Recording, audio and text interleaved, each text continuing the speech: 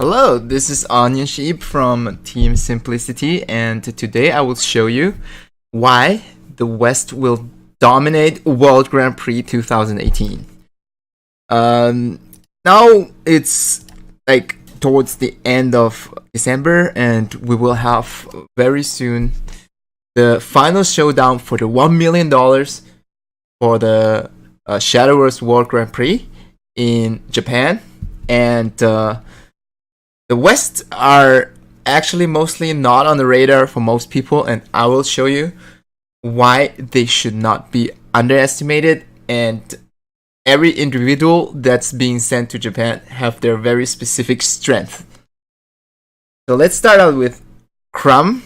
Crumb is probably the fan favorite, and this guy has a lot of stuff going for him. And you can see his accomplishments here, and he's been the most consistent performer throughout the year. And his biggest perk would be that he's fearless. You could call it disrespect, you could call it recklessness, but who honestly would claim that when they're facing titans like Podwasher or Misuzu or Kocha would not be nervous or feel any anxiety at all? This guy is really confident, and this confidence is going for him. And yeah, that's right. And apart from Podwasher, I actually honestly doubt that anybody could get into the head of our little Crumption. And he can fight without fear. And even if you don't 100% do always the best play all the time, you do so many subtle misplays during a really high tension tournaments, and you can see that sometimes when the chat goes facepalm throughout like many aspects, and he avoids that, and that's why he will stomp his way into the top 8. And next up we have Podwasher, and by now everybody should know him. He's like the senpai Podwasher. His perk is, you can say he's Japanese. By that I mean, though, not just because the game is Japanese and he has like all the access to the Japanese content out there, but also the stereotypical way he behaves like a Japanese, and that's throughout like wisdom and diligence. Like, he is by far, from all the people I've seen, like the hardest and most diligent worker and the most committed towards Shadowverse. He does it completely full time. Like, he doesn't do anything on the side. He's like the most professional player I've seen in the community. And some Japanese casters and influencers hype him up because he's Japanese, but they actually don't know like everything he's been doing. And since I have been like together within the Disaster community group, and I can see how he gathers his data and his most methodical approach to the game, I could say he's definitely one of the biggest favorites to make top 8. Washer has the Black Queen Magnus, but doesn't have a 2-drop to play before the Magnus, even on turn 6. But yeah, Podwasher is going to push for as much damage as he can this turn. And Crimson can feel it. He knows what's coming. He knows the turn. Oh, but the Blazing Sapphire! Yep, oh, that's it. Yep, that's it. And Crimson knew it. Crimson knew it. He knew the Celia was how.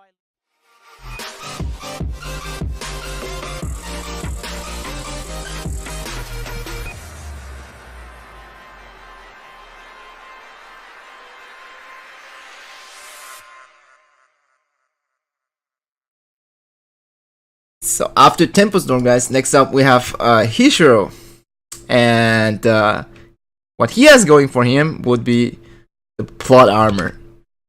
I mean, some call it luck, some call him a high roller, but in this anime he's just the protagonist.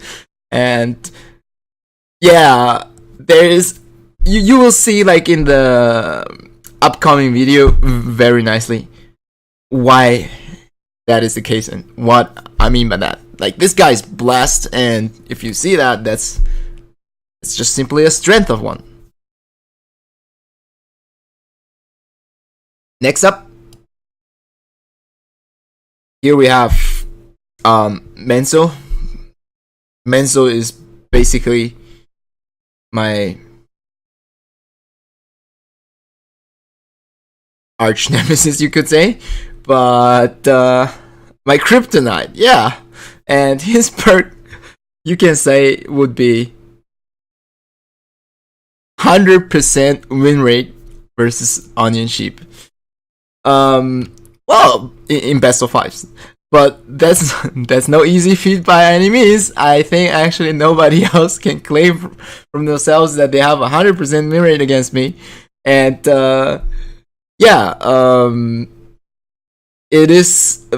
He is on the same team on Hishiro, and is well demonstrated how he learns from his teammate.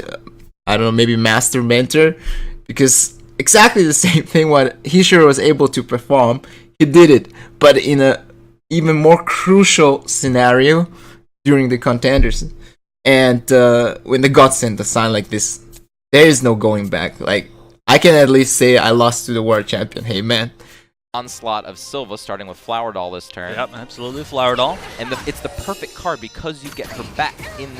That's pretty good. So he can put this into play, put the puppet into play, and yet again, get the Flower Doll back in his hand, losing 0 card advantage from these. It's true. It's pretty much good whatever you do here. So let's look at Essio's response to this. Wow. The second Dark Beast bat. Is this 8 damage? I don't think so, though. I think it's 6, maybe. Oh, wait! Wow! I've got to stop talking. I can't be doing this anymore. Oh my goodness. He knows exactly how what the game can do and what top decks you can get. I mean, yeah, so that's a slight reaction.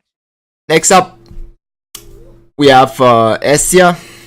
Essia is heavily underestimated. People see him as a one-trick pony, but that's also his biggest strength. And his perk would be Arusa in this case.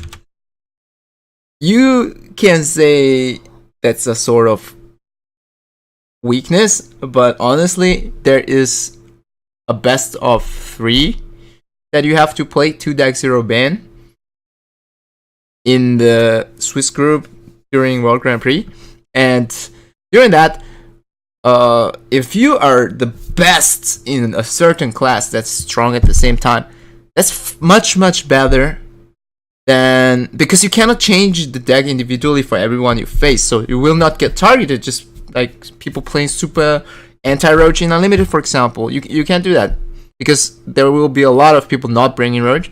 But if he's like, say, the best Roach player in the world, that's a huge plus in a scenario like that. So honestly, I wouldn't say that he is a one-trick pony, but even if he is, or that the fact that he is really strong on certain classes is a big plus for him. And he has been growing gradually throughout the past month, and we actually made out a nice meme out of that. Like, for starters, we had like an emote for him like this. This is a standard normal Essia, and then he goes into the Super Saiyan mode, forget that whatever thing he has in his mouth, and that goes a level beyond that. And here we can see that here he goes into the Super Saiyan Blue mode, and the final stage might not have been reached yet, but as far as we've evolved him, he is already at this pink Super Saiyan mode.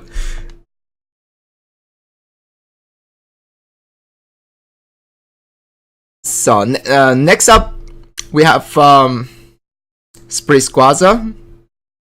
He doesn't shine particularly in any like scenario or areas, but he had the most funny moments that actually would have creeped out probably a lot of players throughout very important matches. And I would say that this guy is simply tilt proof. Like, he is untiltable, and this is a huge strength.